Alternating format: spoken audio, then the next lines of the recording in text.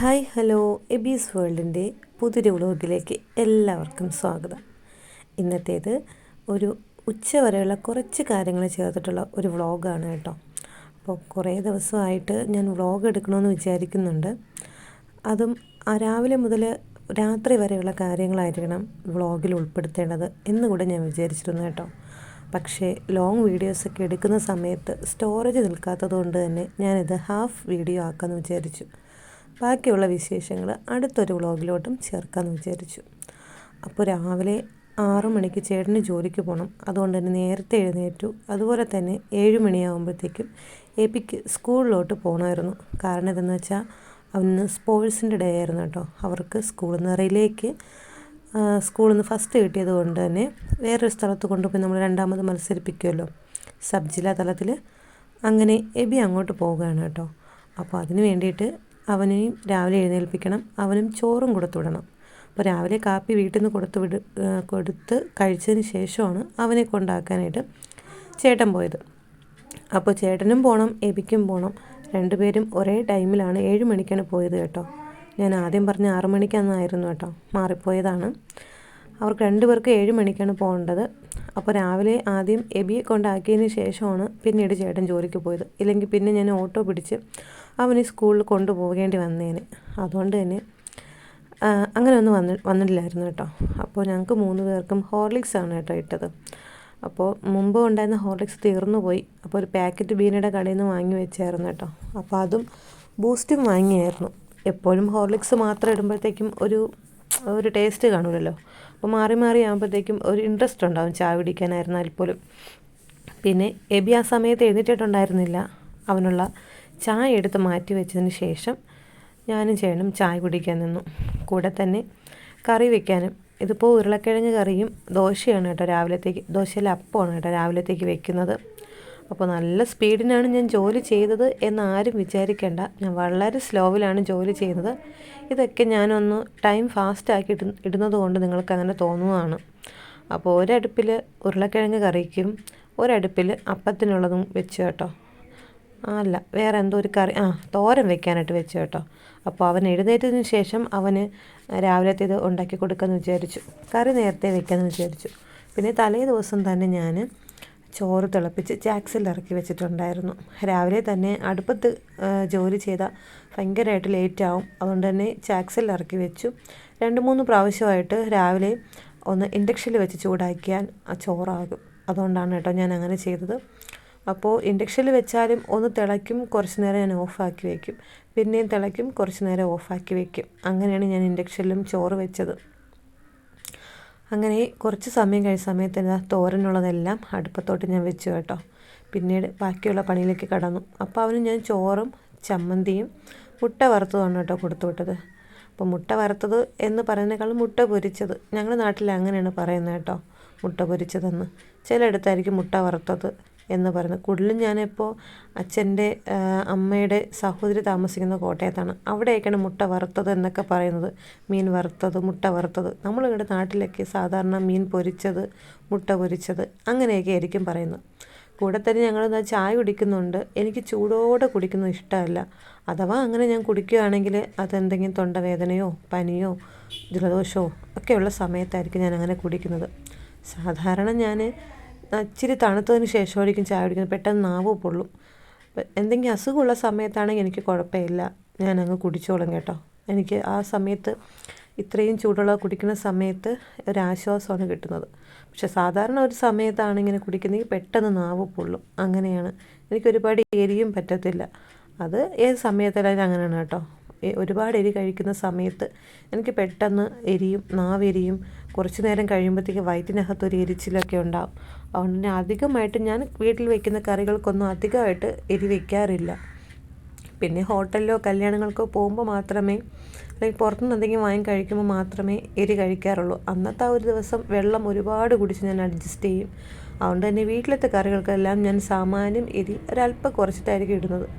ചേട്ടന് എരിയാണ് കൂടുതലായിട്ടും ഇഷ്ടം. അതുകൊണ്ട് തന്നെ ചില സമയത്ത് പച്ചമുളക് കൂട്ടി കഴിക്കും. ഇല്ലെങ്കിൽ മീൻകറിയൊക്കെ വയ്ക്കുന്ന സമയത്ത് ഞാൻ സാമാന്യം നല്ല രീതിയിൽ തന്നെ എരിവിടും.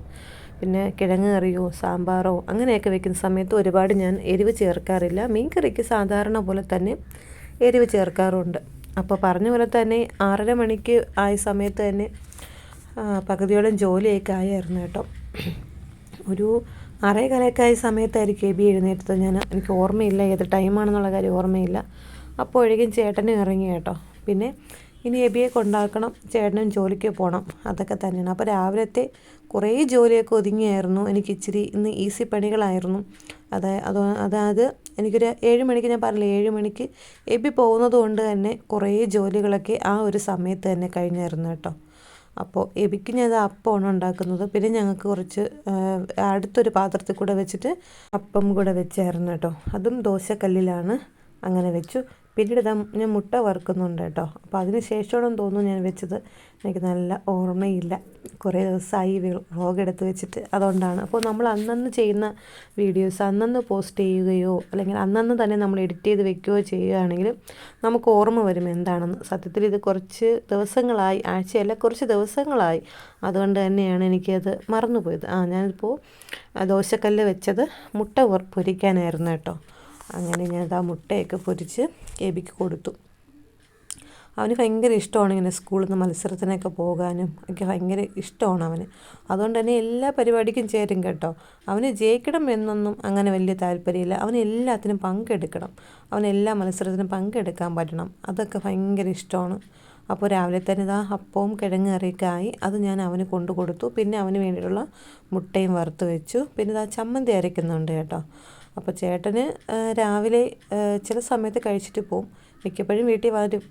ഇപ്പോൾ കുറച്ച് ദിവസമായിട്ട് വീട്ടിനടുത്താണ് ജോലിക്ക് പോകുന്നത്, അതുകൊണ്ട് തന്നെ വന്നിട്ട് കഴിക്കും. ഒരു 10 മണിയൊക്കെ ആകുമ്പോഴത്തേക്കും രാവിലത്തെ ഫുഡ് കഴിക്കാനായിട്ട് ചേട്ടൻ വരും.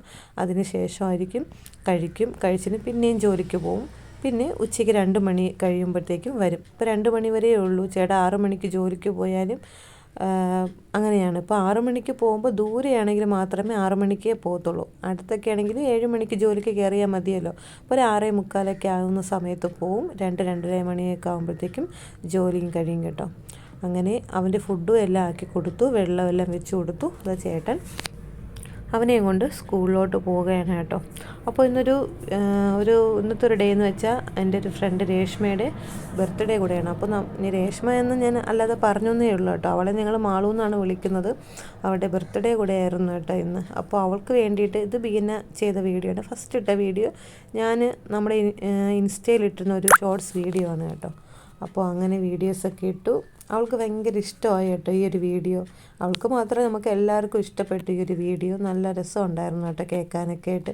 നല്ല പാട്ടൊക്കെയാണ്. പക്ഷേ ഇതിൽ ഇടാത്തെന്ന് വെച്ചാൽ കോപ്പി റൈറ്റിംഗ് ആയിപ്പോവും, അതുകൊണ്ട് ഇട്ടില്ല. പിന്നെ കുറച്ച് പഴയ കാല ഓർമ്മകൾ പുതുക്കാമെന്ന് വിചാരിച്ചു കേട്ടോ. അപ്പോൾ ഞാൻ ടെറസിലോട്ട് പോയ സമയത്ത് പഴയ ഓല കിടപ്പുണ്ടായിരുന്നു. അപ്പോൾ ഓല വെച്ചിട്ട് നമ്മൾ പണ്ടൊക്കെ കളിക്കാൻ വേണ്ടി ഉണ്ടാക്കുന്ന ഒരു പരമ്പാണ് കേട്ടോ ഇതൊക്കെ. അത് ഓല വെച്ചിട്ട് ഉണ്ടാക്കാമെന്ന് വിചാരിച്ചു.